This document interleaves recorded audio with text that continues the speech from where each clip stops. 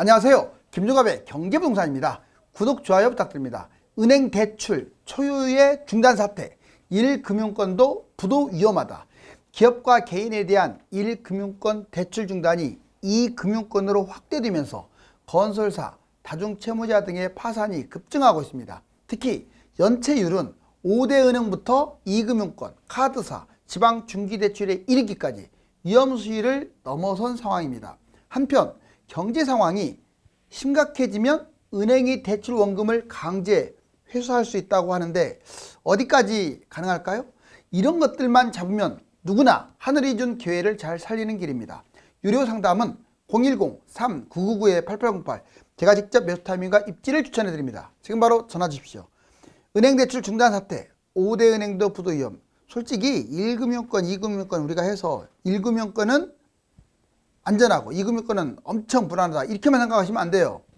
자, 1금융권 역시도 요즘은 뱅크런 문제가 있기 때문에 만약 위험에 노출되게 되면 싹 미국 빠져나가는 속도의 100배 알았어요? 100배 빠른 속도로 즉 몇 시간밖에 안 걸린다는 거예요. 부도나는데 여기 12시가 임박했습니다.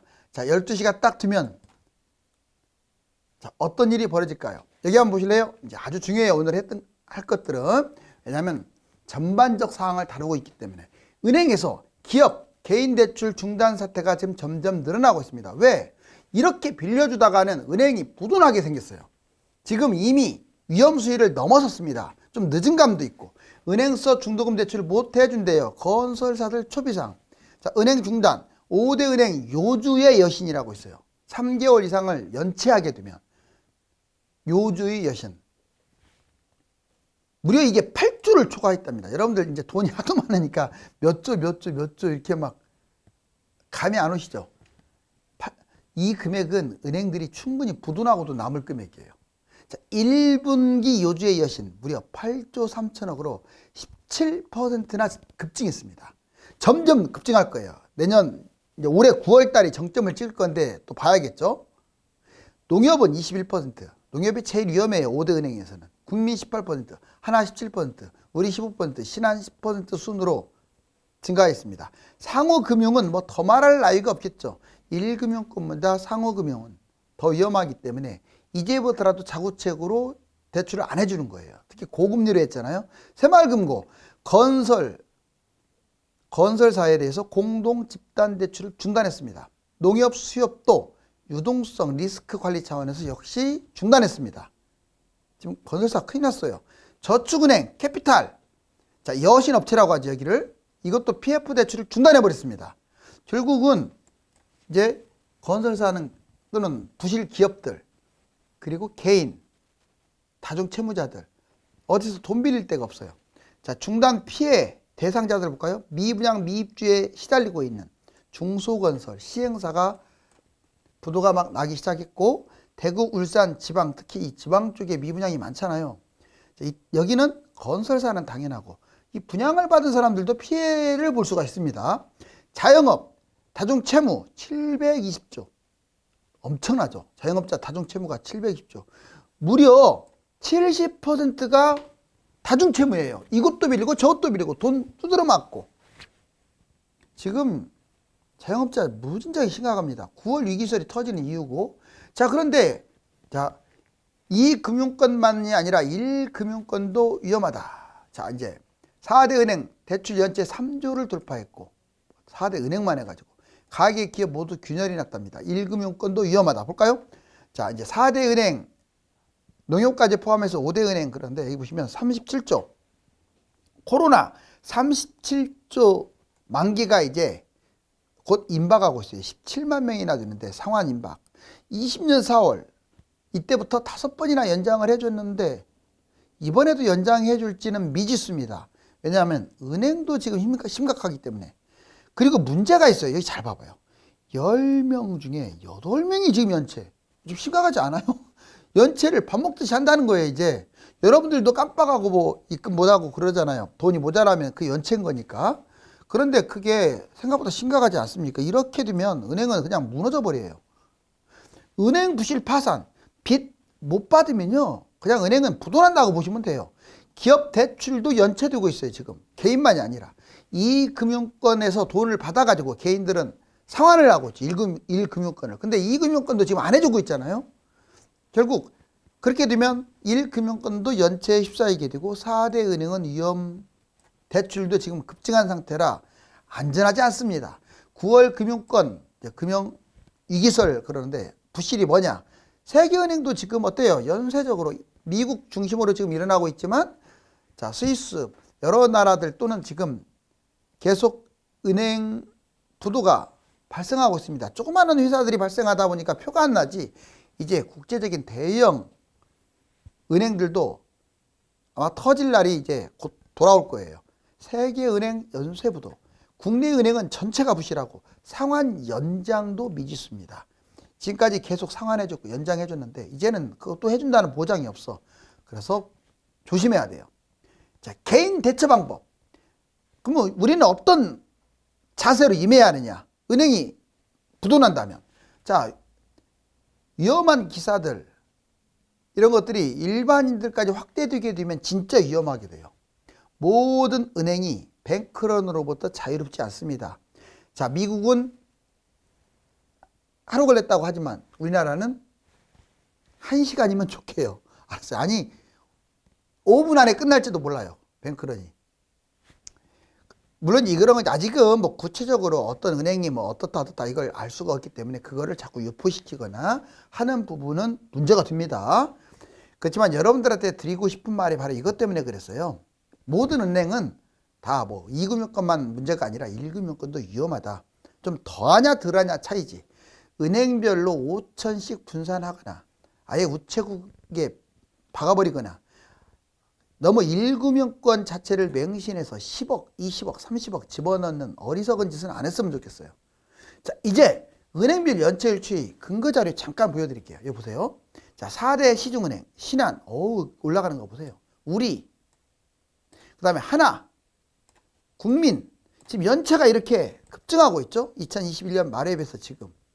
그 다음에 카드사 연체율, 하나, 삼성, KB, 신한, 우리. 역시 카드사 연체율도 지금 빠르게 올라가고 있습니다. 이번에는 2금융권 페이사 연체율을 보자고요. 보니까 카드사 0.8에서 1.2로 늘어났고 저축은행 3.5에서 5.1로 늘어났고 대부업체도 6.5에서 10%까지 늘어났고 자, 은투업체 2.4에서 10% 페이사 3.85로 늘어났. 여기 보시면 전반적으로 23년 1분기와 가지고 확 늘어났는데 지금 여기 보시면 4대 은행이나 카드사에 비해서 연체율이 훨씬 높죠. 이거 보니까.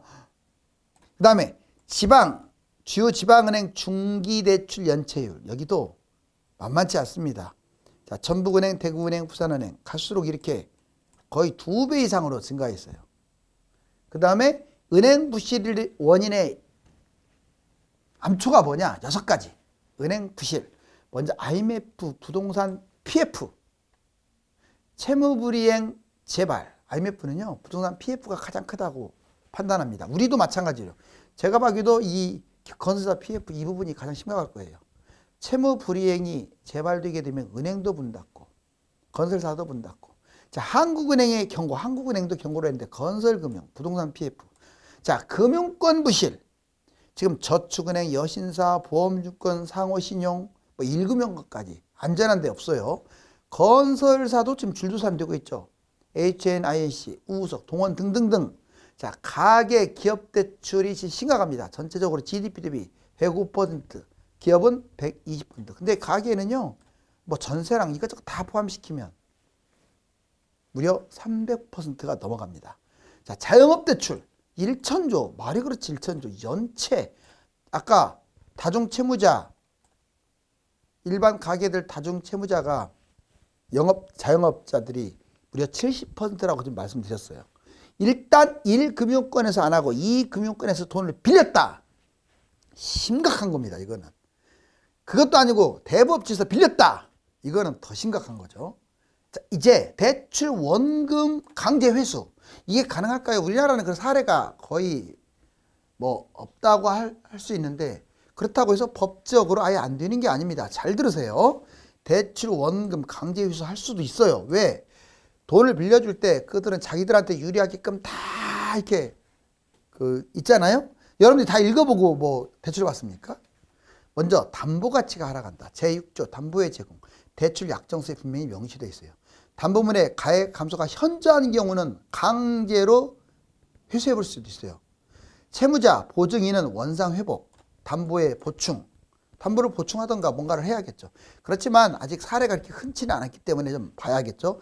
상환 연체, 이거는 상환 연체가 됐거나 능력 부족한 경우는 그냥 이거 빼가 버립니다. 이거는 이거하고 달라요. 자, 보세요. 이자 1개월, 주택담보 2개월, 지체.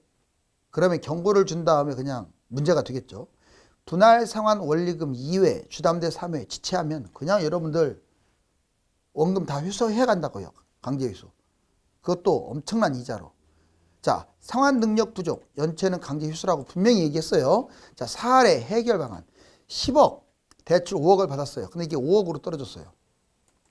대출이 5억이야. 당연히 은행에서 요구하겠죠. 왜? 너무 많이 떨어졌잖아요. 대출하고 집값하고 맞먹어. 경매당하면 손해야. 그렇다고 이것은 아주 강제적으로 무조건 한다고 장담은 못해요. 담보 하락, 원금 회수 사례는 적지만 위험한 건 맞아요. 원리금 연체 시에는 이자 담보권 지원 활용. 바로 이런 부분들이 있는데 만약 특별하게 해결책을 못 찾으면 연체돼 버리면요. 이자나 원리금이 연체되면 그냥 여러분들 강제 회수할 가능성이 커요. 이제 부동산 장기적으로 피해야 할 것들. 경쟁 지역이 많은 것들은 피하세요. 즉 계속 신도시를 짓잖아요. 그러면 3기 신도시는 분양가 그나마 싸니까 괜찮은데 1, 2기 신도시는 경쟁자 아닙니까? 또는 경기도나 뭐 이런데 항상 조심하라고요. 자, 굳이 찝어드리면 장기적으로 피해야 할 곳들. 외곽을 좀 피하는 게 좋아요. 동탄, 송도, 파주, 양주, 평택, 인천. 다 외곽이잖아요. 서울에서 멀잖아요. 그리고 신도시도 좀 위험합니다. 1, 2기 신도시 말하는 거예요. 왜? 3기 신도시하고 경쟁하니까. 또 중심지역도 3기 신도시보다 가성비가 떨어져서 위험합니다. 용인, 하남, 안양, 고양, 구리, 뭐 광명, 남양주 이런 데가 비싼 곳이잖아요. 기대가 적다. 기대감이 적다. 자, 재건축 개발, 추가 분담금 대비 수익이 악화되고 중저가 아파트, 공급 폭탄, 인구 감소의 희생양이 될 수도 있어요. 중저가 아파트. 이건 싸니까 별로 떨어질 게 없다. 뭐 그럴 수도 있지만 나중에 너무 그런 것들이 많아질 거 아니에요. 슬림화되는 거잖아요. 슬럼화되는 거잖아요. 여기 보시면 재건축 재개발 같은 경우도 지금 하락장에 무슨 속도가 나겠어요. 안 나니까 나중에 문제가 생겨서 수익이 시간도 많이 걸리고 크게 악화될 수 있어요. 그래서 제가 이런 하락장에는 절대 재개발 같은 거 뛰어들지 말라고 하는 거예요. 속도가 빠른 거 외에. 지금 비싼 곳들은 단기적 위험입니다. 장기적으로는 좋아요. 서울, 용산, 목동, 여의도, 강서, 마포. 단기적으로 너무 거품이 심하니까 좀 피하자고요. 경기도는 과천, 분당, 광교, 성남, 이게 좀 비싼 곳들이 조심하라고요. 지방, 해운대, 수영, 수성, 지방 비싼 곳들 많이 빠지지도 않았잖아요. 자, 이런데 뭐 40% 이상 빠졌다면 뭐 잡을만 하죠. 그런데 그렇게 안 빠졌다면 절대 좀 관망을 하는 게 좋습니다. 자, 부동산 차별화, 이것에 집중해라. 차별화가 됩니다. 이제 시간이 흐를수록. 예전에는 차별화가 심하지 않았는데 이제는 차별화, 뛰는 놈과 그냥 제자리에 멈추는 놈과 시간이 지날수록 더 오히려 떨어지는 놈, 이렇게 구분이 된다 이 말이에요. 냉정하게 말하면 차별화는 서열화된다고 할 수가 있죠. 이게 자본주의의 특성이라서 그래요. 그러면 거기에 승리자가 누구냐? 자, 서울입니다. 왜? 땅이 좁고 인구는 많고 서로 오려고 하니까. 그 다음에 품목에서는 뭐냐? 아파트입니다. 잊지 마세요. 아파트. 자, 그러면 세대수로 따졌을 때는 최소 500세대 이상입니다. 나홀로는 피하세요. 먹을 거 산더미 같이 많은데 뭘 나홀로를 잡습니까? 강남 나홀로. 그거 잡을 바엔 한강변 대단지 잡는 게 나아요. 자, 그 다음에 갭2, 빅2. 물론 능력이 안 되면 그냥 실거주해야겠지만 웬만하면 빚이나 갭을 활용하는 게 좋죠. 그 다음에 급매를 잡아야 하고 분양도 아무거나 잡으면 안 돼요. 특급 분양 위주로 떨어져도 좋으니까. 그리고 미분양은 조심하세요. 자, 상급지로 갈아타기. 1주택이 있다 가만히 있지 말고 갈아타시라고. 좋은 대로. 걔가 더 떨어졌으니까. 추가적으로 매입하는 것도 좋아요. 내가 3억 있다. 자, 바닥장이 왔는데 무조건 현금을 저금하는 사람은 물가 상승보다도 훨씬 손해봅니다. 그거는 아파트로 2주택이 돼서 세금을 양도세를 왕창 내는 한 있더라도 이런 것들을 잡아야 돼요. 자, 자녀 매입. 자, 32살밖에 안 됐으니까 안 한다? 자, 이게 사이클 지나서 다음에 10년 지나면요. 자, 40대 때도 무주택이 돼가지고 벼락거지가 되는 거예요. 그때 집 잡으려고 하면 돈이 훨씬 많이 들어가요. 자, 이제 서울 아파트 거래량 이거 보세요. 2017년 문재인 정부 출범 때부터 지금까지입니다. 자, 봤더니 이게 서울 엄청나게 거래량 많죠. 뭐 15,000 이렇게. 이때 잠깐 2018년 잠깐 하락했을 때. 근데 지금 현재 뭐 좀 올라왔다고 하지만 여기서 맴돌고 있지 않아요? 적어도 올라와 주려면 이 정도까지 올라와 줘야 돼요. 5,000건, 6,000건. 지금 여기까지 올라오려면 좀 남았죠. 그래서 지금은 아직은 부동산이 무조건 여름에 무조건 상승한다라고 장담은 못 합니다. 확률은 높지만. 자, 이제 한미 소비자 물가, 근원 물가, 금리. 자, 미국 이번에 이거 속보입니다. 속보. 5.0에서 4.9로 지금 떨어졌고, 우리나라 소비자 물가는 4.2, 3.7이었죠. 이제 좀 우리나라는 많이 빠졌는데 미국은 제자리 걸음이야. 자, 그리고 한미 근원 물가, 이게 원유라든가 이런 것들 뺀 게 근원 물가인데 실질적 체감은 그대로예요. 요 횡보하고 있잖아요. 횡보. 얘들만 떨어지고 있지. 한미 기준금리 추이 지금 너무 벌어졌어. 1.75입니다. 미국은 5.25, 우리나라는 3.50. 자, 이런 상황을 봤을 때 부동산에 발목을 잡을 가능성이 있다. 자, 미국 어쩌다 부도익 이거 말로 나오는 거 아니에요. 지금 뉴스에서 계속 나오고 있어요. 미국. 특히 상업, 상가 일본처럼 상업시설로 인한 부도 가능성이 커요. 여기 보시면 지금 위험지수가 싹 올라갑니다. 이렇게. 보면 5년물 CDS 프리미엄, 그 다음에 이번에 1년물 국채 여기까지 올라왔네요. 위험수위가. 오히려 2008년을 압도하고 있네요. 5년물은 지금 미국발 금융위기때하고 맞닿고 있고. 자, 그 다음에 외진 거래 비중이 다 마이너스죠. 서울만 플러스네요. 서울이 좋다고 다 아니까. 그럼 다 마이너스다. 이 말은 투자자들이 아직 투자를 안 하고 있다. 거래량도 너무 적다. 자, 이제 집 엄청 많네요. 자, 살려달라고 지금 애원하는데 일단 신경을 좀 씁시다. 집값 하락폭은 줄고 있다고 하는데 부동산을 둘러싼 재반 요소들은 점점 심각해지고 있습니다. 올여름 상승과 겨울 이후 하락 중에서 어느 것이 더 크냐에 따라 매수 타이밍이 달라집니다. 감사합니다.